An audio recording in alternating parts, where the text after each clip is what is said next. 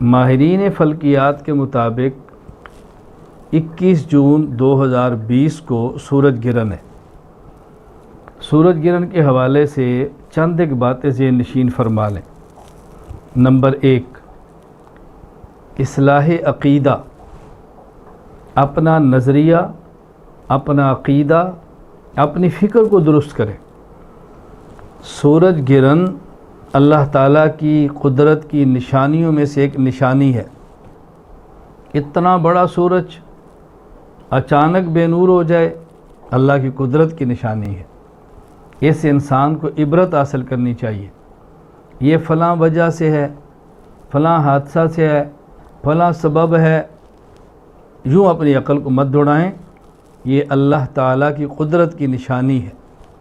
بحیثیت مسلمان ہمیں اپنا عقیدہ، اپنی فکر، اپنا نظریہ، اپنا رخ ٹھیک رکھنا چاہیے۔ نمبر 2، اس موقع پر استغفار کا اہتمام کریں۔ اللہ تعالیٰ سے اپنے گناہوں کی معافی مانگیں۔ جو گناہ کیے ہیں اس کو چھوڑ دیں، آئندہ گناہ نہ کرنے کا فیصلہ کریں۔ اللہ کی اس قدرت کو دیکھ کر انسان کو عاجز ہونا چاہیے، اللہ سے معافی مانگنی چاہیے، اللہ کے حضور گڑ گڑانا چاہیے۔ نمبر 3، دعا مانگیں۔ اللہ تعالیٰ سے ہم دعا مانگیں، یا اللہ اپنا کرم فرما، اس سورج کو آپ نے بے نور فرمایا، اس کو پر نور فرما۔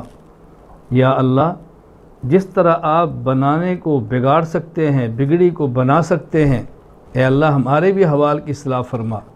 اے اللہ ہماری ذات کو بھی نور ایمان سے، نور اعمال سے منور فرما۔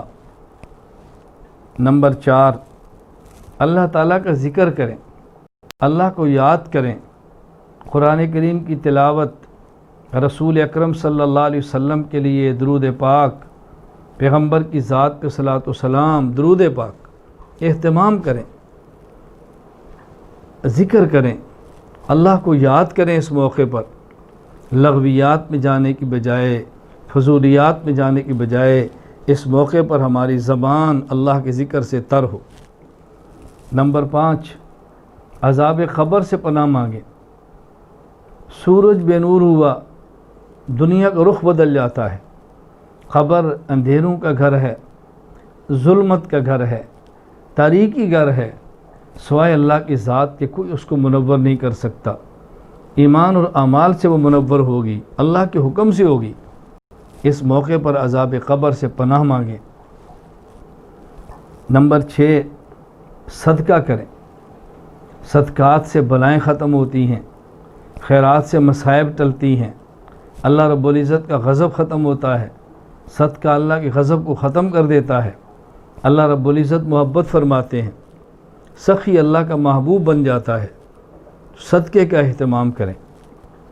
نمبر 7، صلاۃ الکسوف، سورج گرہن کے موقع پر جو نماز ادا کی جاتی ہے، اس نماز کا نام ہے صلاۃ الکسوف۔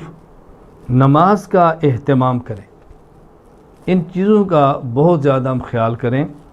نمبر 1، اپنا عقیدہ درست رکھیں۔ نمبر 2، استغفار کریں۔ نمبر 3، اللہ تعالیٰ سے دعائیں مانگیں۔ نمبر 4، اللہ تعالیٰ کا ذکر کریں۔ نمبر 5، عذاب قبر سے پناہ مانگیں۔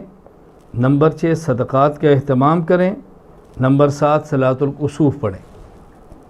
صلاۃ الکسوف کے متعلق چند ایک مسائل ذہن نشین فرما لیں تاکہ ہماری نماز بن جائے، شریعت کے مطابق ہو جائے، اس میں کمی کوتاہی نہ ہو۔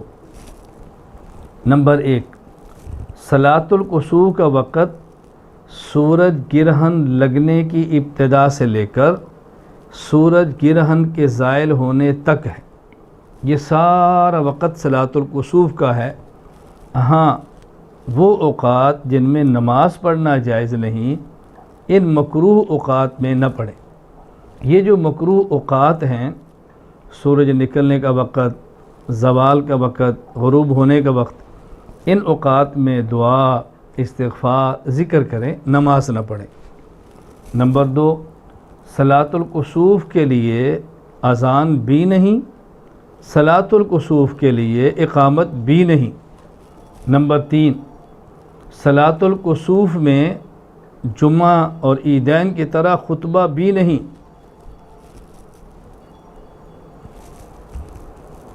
نمبر 4، صلاۃ الکسوف کی 2 رکعتیں ہیں، 2 رکعت نماز پڑھا کریں۔ نمبر 5، صلاۃ الکسوف باجماعت ادا کریں۔ اگر باجماعت کا اہتمام نہ ہو، باجماعت کی کوئی صورت نہ ہو، کوئی ترتیب نہ بن سکتی ہو، تو انفرادی طور پر پڑھنے کی بھی گنجائش موجود ہے۔ نمبر 6، صلاۃ الکسوف سری نماز ہے لیکن جہری کی بھی گنجائش ہے۔ صلاۃ الکسوف میں امام سورۃ الفاتحہ اور قرات آہستہ کرے، سورۃ الفاتحہ بھی آہستہ پڑھے، سورۃ الفاتحہ کے علاوہ جو اور سورت پڑھی جاتی وہ بھی آہستہ، لیکن جہری کی گنجائش موجود ہے۔ نمبر 7، صلاۃ الکسوف 2 رکعت والی عام نمازوں کی طرح ہے، یعنی جس طرح عام نمازوں میں 2 رکعت میں 2 رکوع ہیں، 2 رکعت میں 4 سجدے ہیں، 2 رکعت میں 1 تشہد ہے، اسی طرح یہ ہے۔ ہاں البتہ اس میں قرات بھی لمبی ہے، رکوع بھی طویل ہے اور سجدے بھی ذرا طویل ہیں۔ تو یہ چند ایک مسائل صلاۃ الکسوف کے بارے میں ذہن نشین فرما لیں۔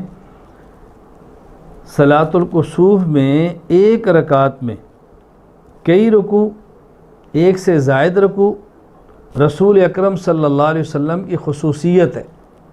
اگر آپ کے سامنے کوئی ایسی روایت لوگ پیش کر دیں کہ جس صلاۃ الکسوف میں 1 رکعت میں 1 سے زائد رکوع ثابت ہیں، یہ رسول اکرم صلی اللہ علیہ وسلم کی خصوصیات میں سے ہے، تو عام حالات میں عام آدمی کے لیے صلاۃ الکسوف کا وہی طریقہ ہے جو عام نماز کا ہے۔ تو ہم اس موقع پر ان سب چیزوں کا اہتمام کریں۔ اللہ تعالی ہمیں پوری زندگی شریعت کے مطابق گزارنے کی توفیق عطا فرمائے۔